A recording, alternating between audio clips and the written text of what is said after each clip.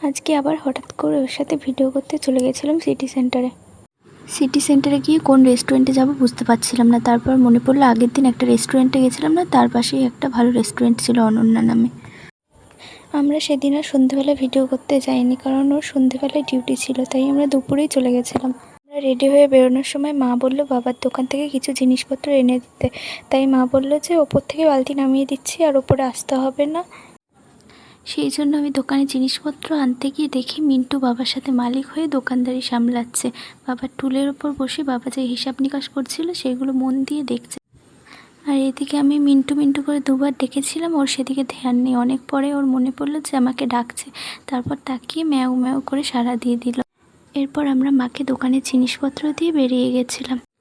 অনন্যা রেস্টুরেন্টে একটা নিরামিষ থালি পাওয়া যায়, সেটা অনন্যা রেস্টুরেন্টের সবথেকে স্পেশাল থালি। সবাই দেখছিলাম ওই থালিটাই অর্ডার করছিল, তাই আমরাও একটা ওই থালি অর্ডার করে নিয়েছিলাম। ওর সাথে চিকেন ফ্রাইড রাইস আর কড়াই চিকেন নিয়ে নিয়েছিলাম। ফ্রাইড রাইসটা আমি খেয়েছিলাম আর ওই থালিটা ও খেয়েছিল। আমার তো খাওয়ার কোনো ছিঁড়ি নেই, আমি লুচি খাওয়ার পর পায়েস চাটনি ওইসব খাচ্ছিলাম, তারপর আমি ফ্রাইড রাইস নিয়ে নিয়েছিলাম। ভেবেছিলাম ওর সাথে থালি নেব, কিন্তু ভাতের ওপর এতটা ঘি ছড়িয়ে দিচ্ছিল, তাই আমার আর খেতে ইচ্ছে করলো না, কারণ আমার ঘি একদমই পছন্দ না। তো যাই হোক, ভাত না খেলেও আমি তরকারিগুলো একটু একটু করে টেস্ট করে নিয়েছিলাম, খুব ভালোই লেগেছিলো। আর আমার জাংশন মলের সামনে ঠেকের ফ্রাইড রাইসই সব থেকে ভালো লাগে, আর এই ফ্রাইড রাইসটাও কিছুটা ঠেকের মতনই ছিল, তাই আমার খুবই ভালো লেগেছিলো।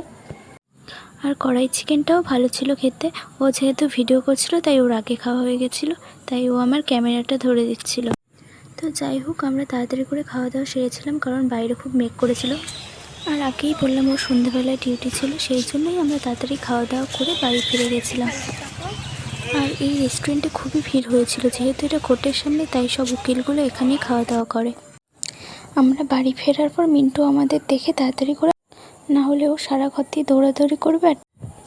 আর আমাদের ওপরে যেই কাকিমা থাকে সেই কাকিমা গাছগুলোতে জল দিচ্ছিল, আর আমি মিন্টুকে মিন্টু মিন্টু করে ডাকলাম। ও দুবার ডাকার পর আমাকে খুব সুন্দরভাবে সাড়া দিয়েছিল। মিন্টু, ওই মিন্টু, তাকাতে পারছো না? মিন্টু,